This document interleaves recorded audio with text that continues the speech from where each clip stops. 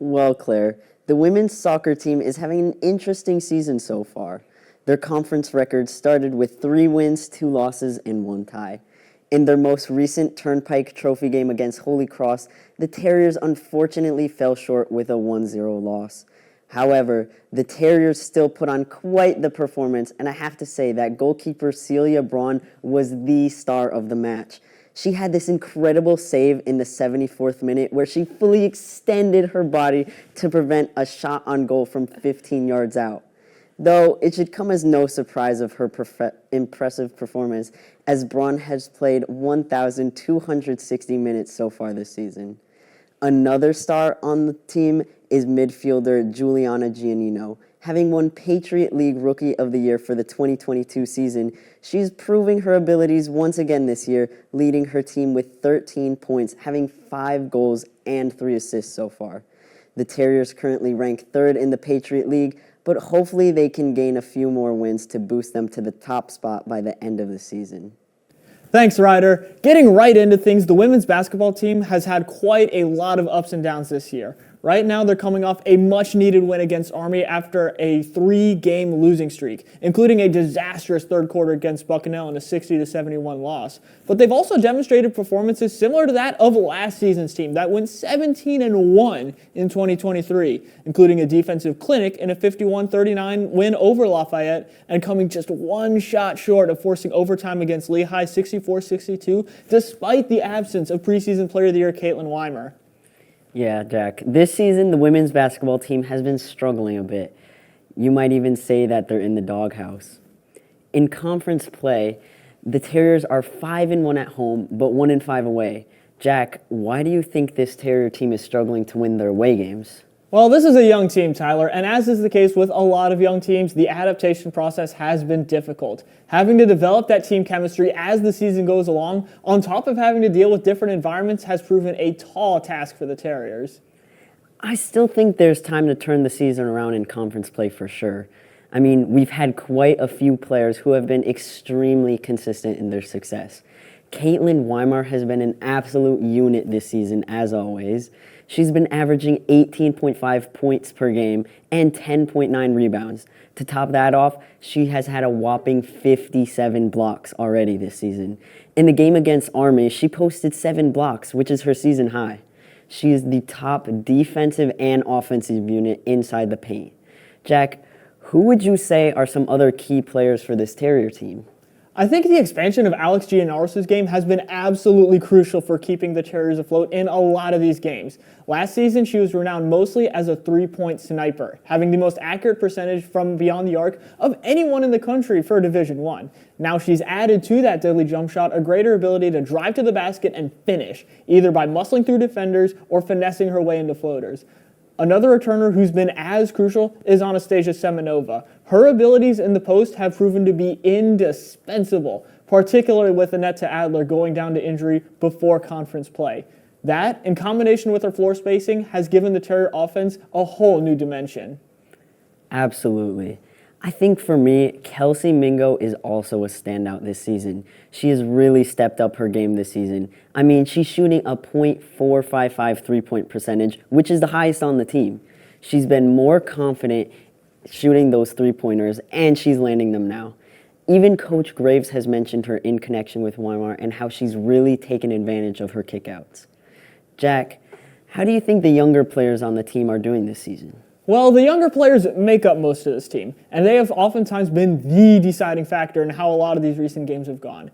That being said, on the whole, they've had a lot of quiet games offensively, and that is not sustainable for the level of success BU wants. As it is now, the Terriers have needed either great games from Weimer and Giannaros or full-on defensive masterclasses to win games, which leaves very little room for error. In particular, if one or both of Audrey Erickson and Ava Gormley can build on their successes and become more consistent threats, that'll give the captains a lot more room to breathe, both metaphorically and literally.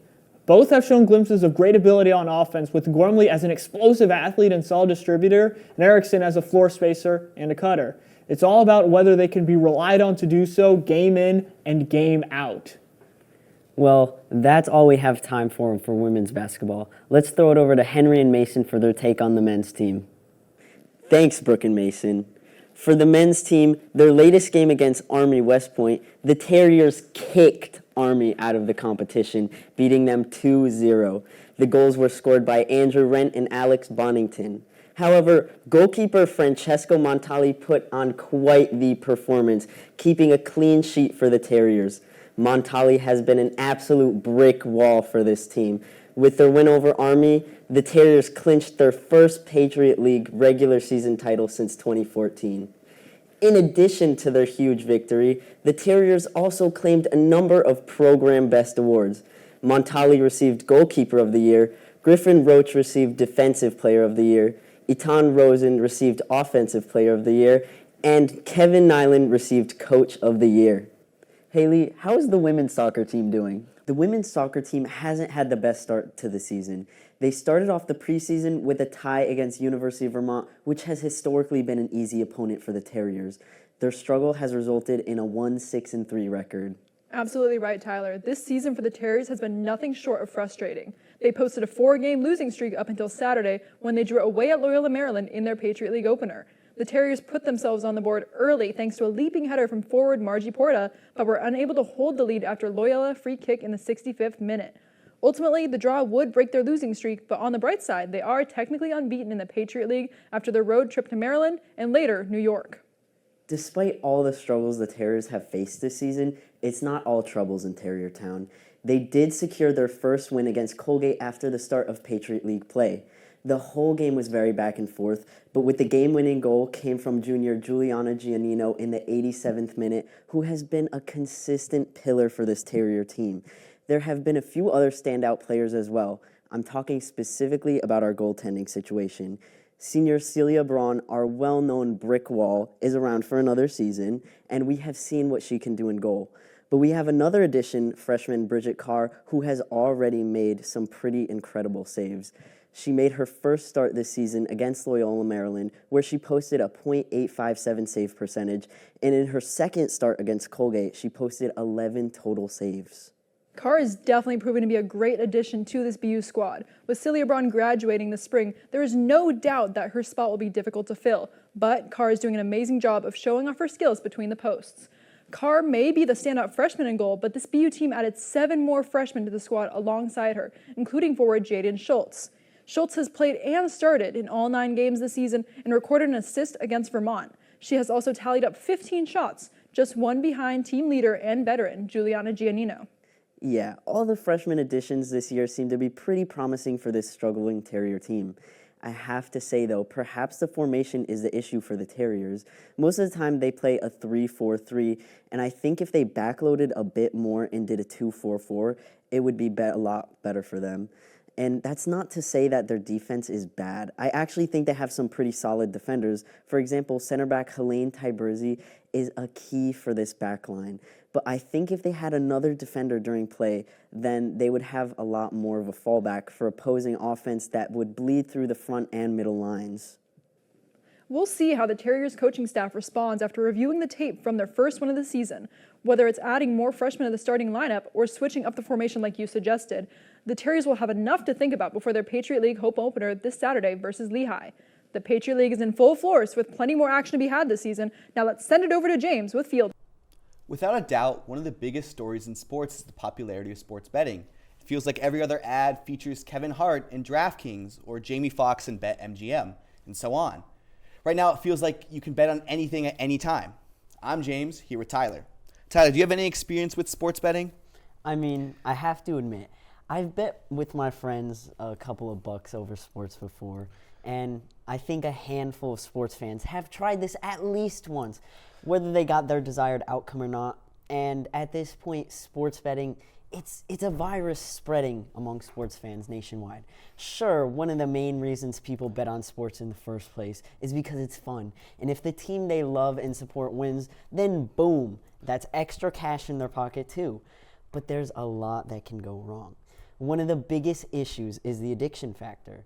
Once you start winning your bets, you just keep placing more because you want to believe that the team that you love and support will keep winning. But it's a hard reality many people face when they come to realize they've dug themselves into a deep gaping hole of debt that they just cannot escape without trying to win more money. I think the risk-reward system is what keeps people going. James, what's your take on this? I think you're exactly right on the risk-reward system. However, I think the feeling of risk is understated in relation to the reward. Of course it feels good to win. That's the desired outcome, and no one is upset at more money. But I think the moment between when the bet is placed and the outcome occurs is what people seek most. For example, my friend and I watched a Michigan versus Michigan State men's basketball game the other night. As viewers, it would be hard to find two people who felt less attached to the matchup. Yet, as soon as we began betting some money on who would score the next points, I suddenly felt like I was watching the Super Bowl. Waiting to see who would score the next three felt like the most intense 2 minutes of my life. Whether you want to label it as a positive or negative feeling, there's no question that betting makes viewers more invested in games, both emotionally and financially. But some states haven't legalized sports betting yet. Tyler, what information do you have about where sports betting is legal or not legal? Well, James, since the Supreme Court lifted the ban on sports betting in 2018, it has been legalized in 38 states. Plus, there are 26 states that allow betting through apps. And, this has caused an influx of popularity among sports betting apps. Just to name a few, DraftKings, FanDuel, ESPN Bet, among others. I mean, we can't even escape the temptation of sports betting, even if we wanted to. DraftKings, one of the most popular sports betting and fantasy league apps, is an official sponsor of the NHL and NFL, just to name a few ways which betting has been ingrained in the industry. These apps are designed to infiltrate minds of people and get them addicted by surrounding them with ads and the idea of profiting off something you love. To your point, there's definitely a heavy influx of ads and partnerships dominating the sports world. Using the NFL, since I know it best, I remember taglines centered around betting on every down, or how if a game became a blowout, there would still be the ability to bet, and so a game is never truly over. When I see something like that, I feel lucky that I recognize it's a little bizarre rather than something totally normal. However, when you think about how big of a market the NFL has, there's absolutely reason for concern to those who may be exposed to betting. Gambling is an addiction which can no longer be avoided by staying at home when so many ads are pushing it across all mediums of content. And we haven't even begun to mention age demographics. Tyler, how many of the NFL viewers are underage? Well, James, there's a hefty amount of viewers who are underage, and that's another big issue with sports betting. And I can't really blame them. There's all these ads and these apps everywhere that just add to the temptation, and it's just easy to give in to them. The problem with this, besides the addiction factor, is the legal troubles it brings. If you're caught underage betting, you can face either a fine or even jail time in extreme cases. And if you think you can be slick about it and steal daddy's credit card, think again. There have already been multiple cases where we have seen NCAA athletes facing these penalties. Several current and former Iowa State football players have faced legal charges due to betting activity. The epidemic of sports betting is something that no one can escape. I think a good alternative can be creating fantasy teams and playing against each other without betting attached. At the end of the day, though, I advise everyone to proceed with caution with anything that has to do with sports betting and play at your own risk. Our team at Offsides is not sponsored by or endorsing sports betting. Remember to play at your own risk. Now, let's throw it over to Jack with his take on Nickelodeon's Super Bowl broadcast. Thanks, Mira. Fanatics, a professional sports merchandising company, recently made headlines as MLB jerseys for the new season came through their production lines, and players are not happy. Nike licensed production out to the company earlier this year, and reactions have been furious due to the brand's cheap quality and frequent mistakes. These complaints come as no surprise to sports fans who know the brand's history, as they've already had many issues while producing NHL replica jerseys. From incorrect spellings on nameplates or names being put on jerseys for the wrong team, it's no secret that Fanatics' short time as the carrier of professional sports jerseys has been a mess. Their newest issues with the MLB have emerged with the start of spring training. Several players on different teams have complained about the cheap and flimsy fabric of their Fanatics uniforms, voicing their upset over the downgrade from Nike. Players who are competing at the highest level deserve at least some decent gear. These issues are plaguing the players within the league who don't even want to wear their own uniforms anymore. They also hurt the sports jersey economy itself. Jersey collecting is one of the biggest industries outside of the sports themselves across all leagues and levels. If there are complaints of these jerseys declining in quality and being riddled with mistakes or flaws or other issues, it puts one of professional sports' biggest moneymakers out of business.